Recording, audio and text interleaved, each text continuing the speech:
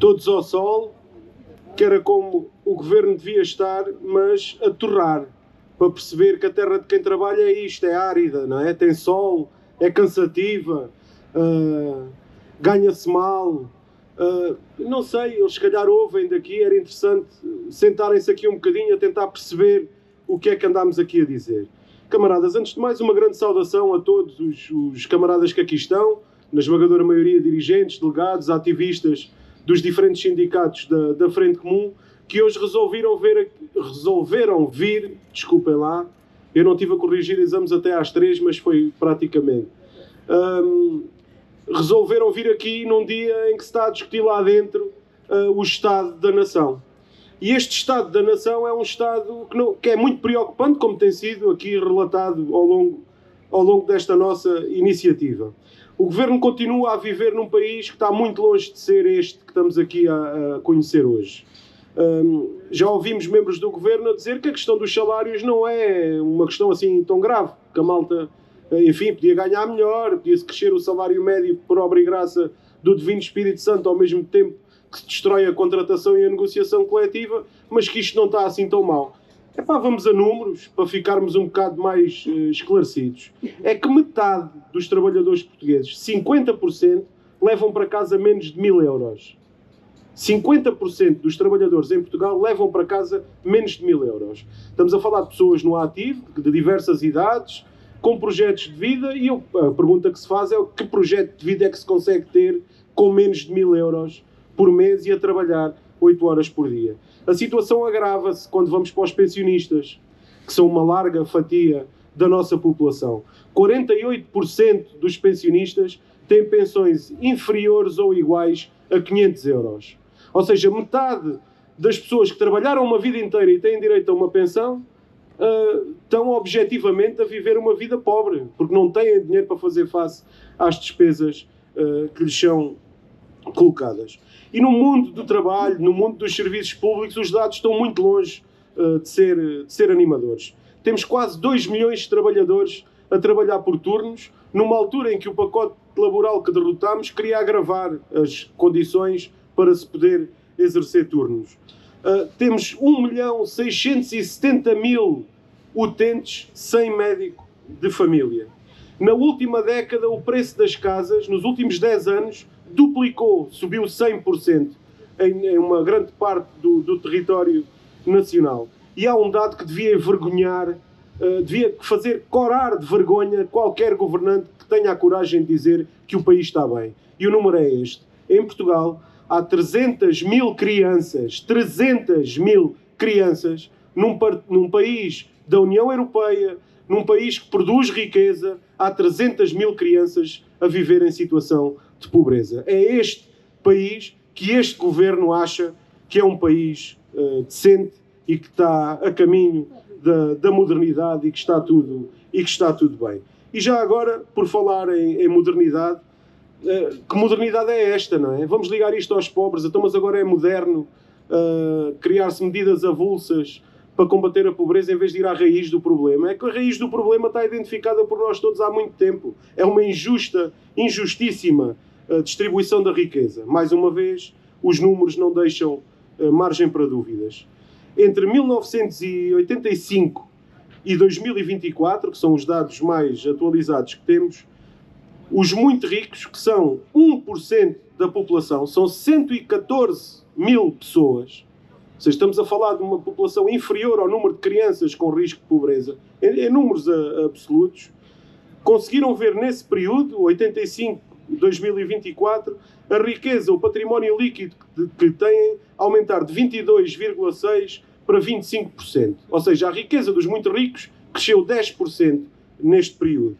Isto pode-se comparar muito facilmente com aquilo que aconteceu com os mais pobres, que nesse mesmo período deixou de ter 4,8% do produto do país para passar a ter 3,6%. Ou seja, os que eram mais pobres agravaram ainda mais a sua situação. Isto é o problema de fundo do nosso país. A distribuição da riqueza, e a riqueza deve ser distribuída por quem a produz, e quem a produz é quem trabalha, e quem trabalha somos nós todos que estamos aqui, que estão nos serviços públicos, que estão nas empresas privadas, que estão nos supermercados, que estão em todo lado. É esta malta que faz o país andar. Não são as ideias megalómanas que esta gente tem de entrega de serviços públicos, entre outras coisas, aos privados. Estas políticas e estes dados não afetam só trabalhadores do setor privado, que já seria suficientemente mau para nós estarmos aqui hoje todos a combatê-las também. Atingem e de que maneira os trabalhadores da administração pública?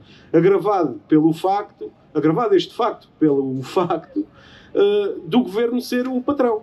É um patrão cheio de condições para resolver problemas, porque decide até a legislação laboral que aplica. Portanto, pode fazer muito melhor que o que tem feito. Mas, no entanto, continuamos a ser confrontados com baixos salários transversais na administração pública. Eu convidava os camaradas e amigos a irem aos locais de trabalho, tentar encontrar o trabalhador da administração pública que diga que ganha bem, que é bem remunerado para a função que faz. É possível que haja um. Nós ontem ouvimos alguém dizer que estava a correr tudo bem com os exames nacionais, mas pronto, há sempre exceções, não é? Mas era interessante conhecer esse trabalhador que se sente valorizado com o salário que ganha, com a carreira que tem. Era interessante trazê-lo cá para conhecermos, porque achamos que é um unicórnio, não existirá. Continuamos a ser confrontados com carreiras desvalorizadas, com a precariedade que cresceu, já chega quase a 100 mil trabalhadores na administração pública, confrontados com um desmantelamento absoluto. E para além, desculpem lá, não posso saltar esta, que senão vocês crucificam-me.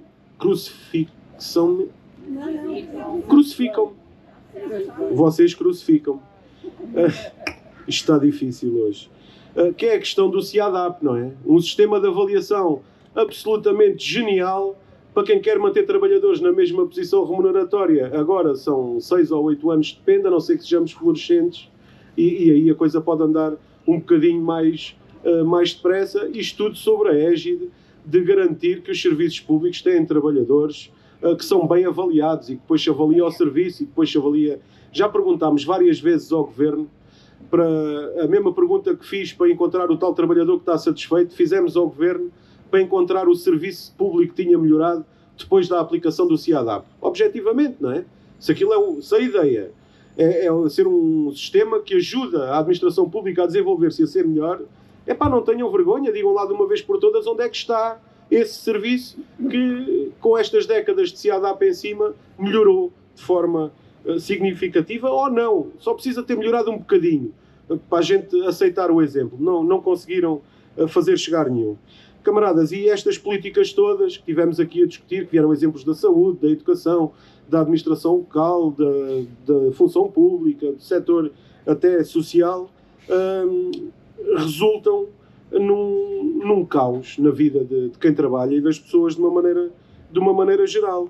E os dois casos mais escandalosos nós conhecemos bem, já aqui tiveram hoje a fazer intervenções. É o caso do Serviço Nacional de Saúde, com trabalhadores com milhares de horas extraordinárias feitas para garantir o normal funcionamento dos serviços, com falta de recursos, com cada vez que se faz uma obra num serviço, aquilo quando abre tem menos 3 camas, e entretanto as camas que se vão tirando ao Serviço Nacional de Saúde, a infraestrutura nos cuidados primários que se vai tirando ao Serviço Nacional de Saúde, por obra e graça que só pode ser do Divino Espírito Santo, surge exatamente com a dimensão que está a ser roubada ao Serviço Nacional de Saúde no setor privado. Há coincidências, já estou como a outro, não é? Não lo creio, pero que las hay.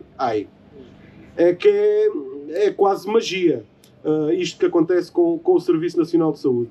A escola pública, aparentemente, e como aqui o nosso professor na peça dizia, isto na escola pública, com os exames nacionais agora, está a correr mal e a culpa há de ser dos professores. Depois, no final, vai-se perceber que a culpa disto tudo foi dos malandros dos professores que andaram a misturar folhas, a perder folhas e a não ver exames. Não tem nada a ver com o desmantelamento absoluto do Ministério da Educação, que extinguiu serviços onde trabalhavam pessoas com uma experiência nesta área concreta dos exames nacionais há décadas, e que depois, naturalmente, que isto tinha que correr mal. Nós denunciámos, os nossos sindicatos, a FENPROF denunciou o risco destas medidas, desta alteração ao Ministério da Educação. Está aí, infelizmente, mais uma vez, tínhamos razão.